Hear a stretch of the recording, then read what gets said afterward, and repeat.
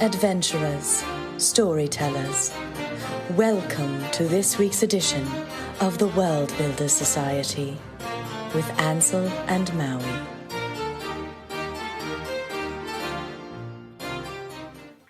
Today's episode was recorded live on twitch.tv/reflectgames on January 13th, 2026. Full video is available on YouTube at youtube.com/@reflectstudios. Oh, hello. This is the Worldbuilders Society.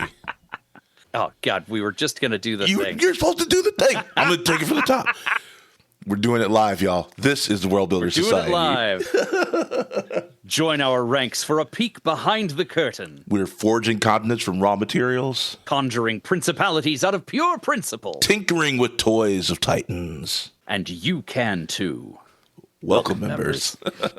So yeah, welcome to the Worldbuilders Society. We're very excited. This is our first one. We have banked some, but this is for our pilot, we're doing something live, so we're very excited about it. And in this show, we are going to explore what it takes to craft a world where imaginations can bloom. And this is your chance to peek behind the curtain and learn more about the process for storytellers of all types. So you could use this for your TTRPG campaign. You could use this for creating a novel or a TV show idea or a movie idea.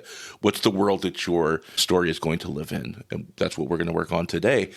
Ansel, how you doing, man? I am doing all right. How about you? I'm good. I'm a little under the weather. My voice sounds a little bit different right now because I am dying. But I am excited, and I could not miss this opportunity today. So very excited to get this off the ground. It's going to be so good. We've done this a few times, guys, and it's always fun. So I'm very excited to share with you our process and the methodology that we've come up with that we are going to be guiding our guest DMs through and other storytellers as we go through the process of making the Worldbuilders Society a month-by-month project. We've got some really exciting stuff already in the can, and I'm really just thrilled to be starting the journey. Same. So we'll get to know our world builders as we induct them into the society, and then we will take them through lore and NPCs, maps and locations, and then finally session prep.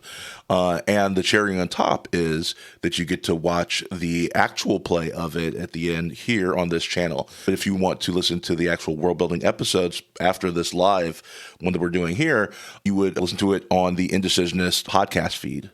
Worldbuilders Society will have its own RSS feed. You can subscribe wherever fine podcasts are downloaded.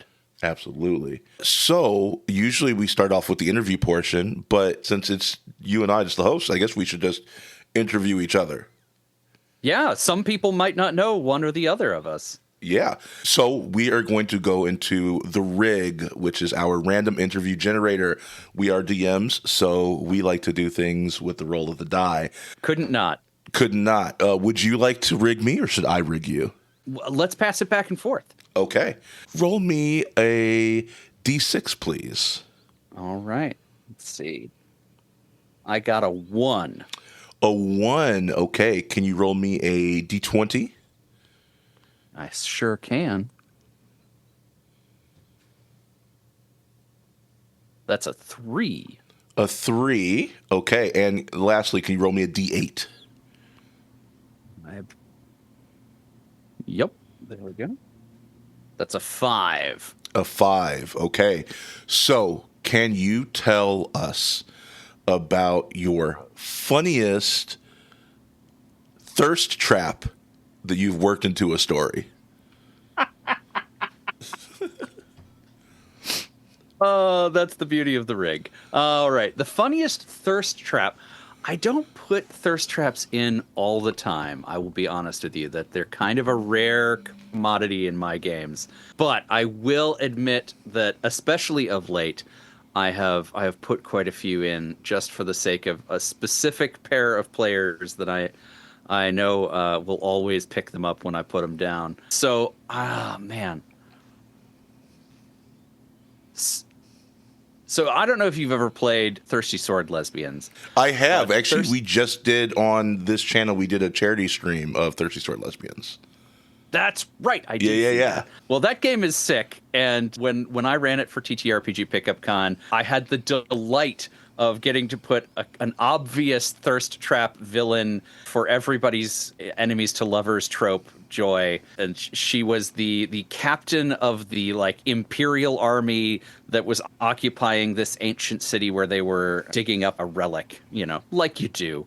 And of course the heroes all swooned immediately for her, and she eventually turned against her imperial commanders and joined with the hero side.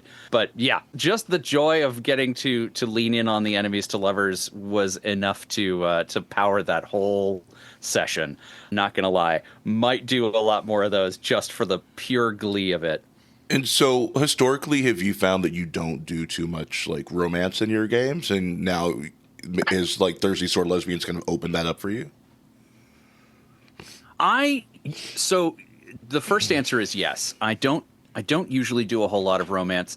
I think because for a long time I ran for a home group of people who just like that wasn't their bag. And so, just romance wasn't really on the table for the most part. And now that I'm playing with more folks and in more styles, especially with the sort of advent of Powered by the Apocalypse games and more like story-based, trope-heavy game systems, that really gives me a lot more sort of freedom to play with that. But also, I'm starting to play with a lot more people who are just way more down to get romantic about it. Just a lot of horny dudes. Yeah. Oh, so yeah. I'm playing with a lot more horny people. I guess is what I'll say there. Yeah.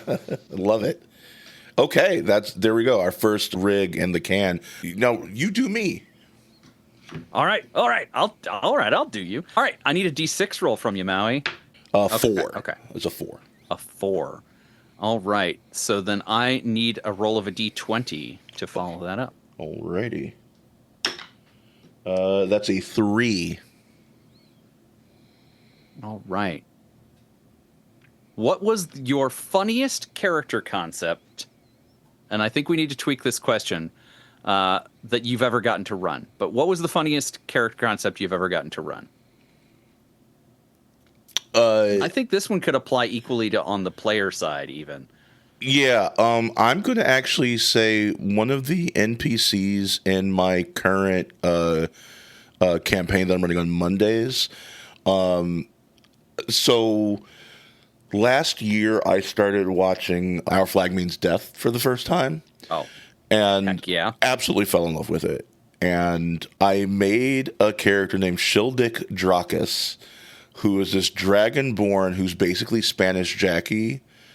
But instead of a nose jar, she has a dick jar, and she's become this like recurring NPC, and she's fallen in love with one of the recurring characters, and like literally is about to be like one of the main characters in a little side campaign. So I'm going to actually like play her as a player in a tie-in to my current Wild West campaign. That was a wild character concept that like I didn't realize how weird it was going to be until we started, and the dick jar part was just an improv moment. I was like, yeah, she's got a jar. Those are the best. Yeah. When there's just something that this is right. I don't know how to tell you, but this is right. Yeah. There's a dick jar. And my players like both hate and love her, which is perfect. So that's what you want. Yeah. All right. Should we do one more, or you got a follow-up question? Yeah, sure. Let's do it. Okay. Roll me a D6 again, please. A 6. A 6. Okay, and give me a D20. That's a 10. A 10. What's the most emotional world-building detail that you're most proud of? Oh, yes, John, you're correct. The sentient train is hilarious. Hi, Beady Burb. You've been summoned by the Dick Jar. Well, welcome to the game. The Dick Jar has done its job. Yes, absolutely. Oh, man. Most emotional world-building detail that I've been proud of.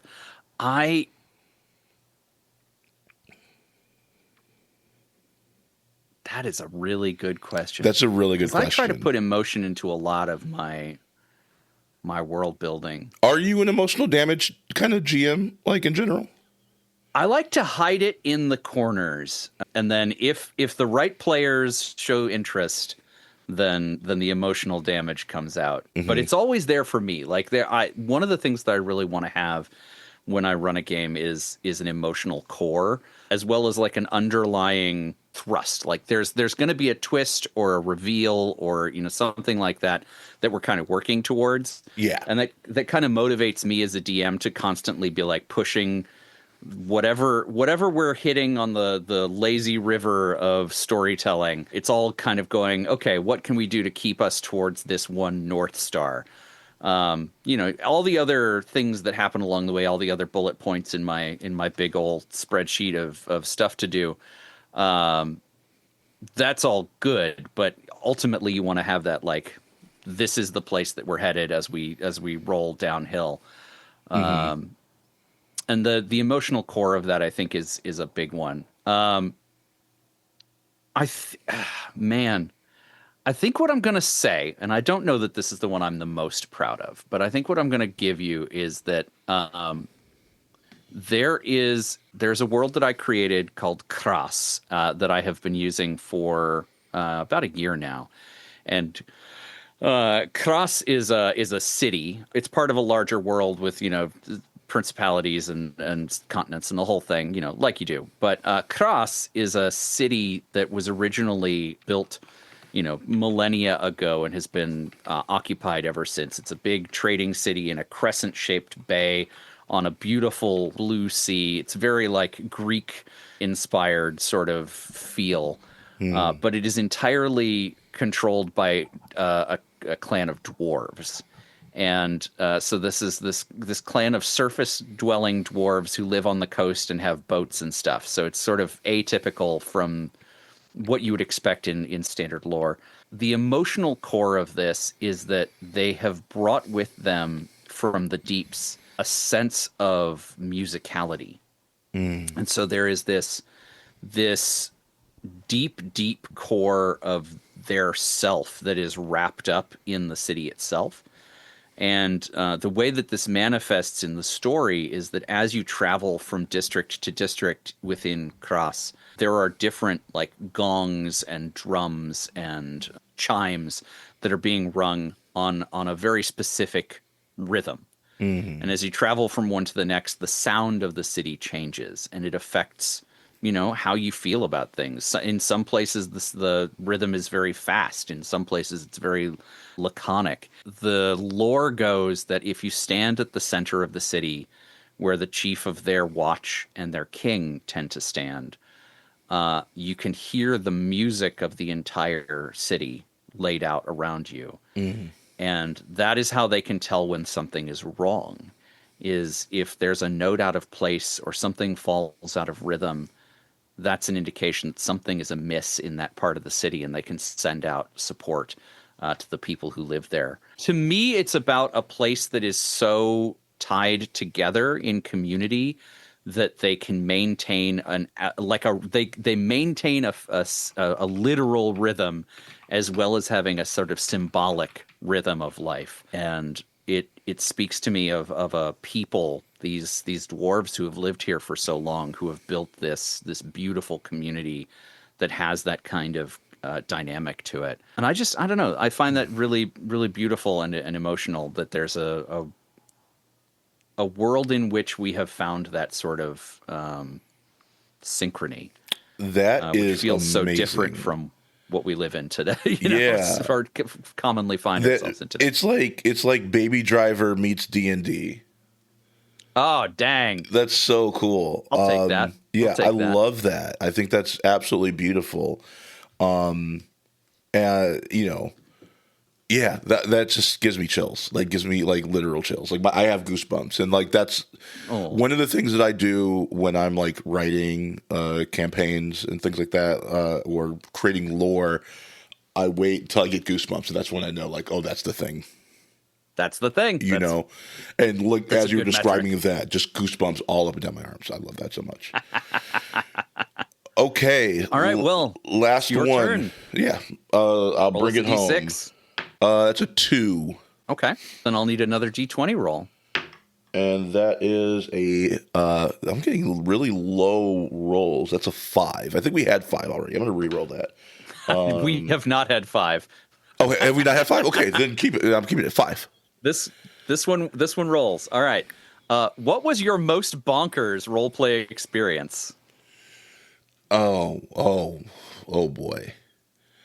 That's a big question. That feels like a high bar to clear. Yeah, I mean, I have been blessed with some amazing players in the last few years. I think the most bonkers roleplay moment for me, at least rather not for me, but like giving someone like an amazing roleplay moment. So, and it's actually kind of become a meme in my home group. There was a character. So we were on this train. You ever heard of Infinity Train? Yes, I have. I never watched it, but someone told me about it, and I was like, "That sounds really cool." I'm gonna create a train that is a train of self-discovery, right? And so each of the cars would change depending on who went into that car into creating a challenge specifically for them to work through some shit, right?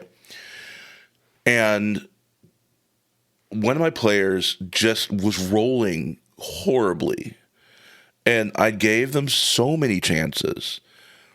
It's like, well, what happens if somebody just refuses to like learn the lesson, right? Like, how do we fail forward in this?